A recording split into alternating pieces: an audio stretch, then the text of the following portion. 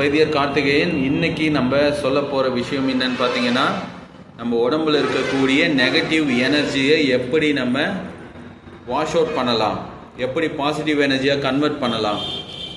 இதுக்கும் நம்ம கோயில் வளாகத்தில் செய்யக்கூடிய அங்க பிரதர்ஷன முறைக்கும் என்ன சம்பந்தம் இருக்குது, அதுக்கும் சித்த வைத்தியத்திற்கும் தமிழ் மருத்துவத்திற்கும் தொடர்பு இருக்குது. சரிங்களா? இதை பற்றின தெளிவான ஒரு காணொலியை ப்ரீஃபாக பேசி ரிலேட்டட் வீடியோவில் ஆட் பண்ணியிருக்கேன். நீங்கள் முழுமையாக அந்த காணொலியை பாருங்கள். அப்போ உங்களுக்கு அற்புதமான ஒரு சொல்யூஷன் கிடைக்கும். இது உங்கள் வீட்டில் கஷ்டப்படக்கூடிய அனைவருக்கும் இது பயனுள்ளதாக அமையும். நல்ல ஒரு ரெமடியாக இருக்கும். சரிங்களா?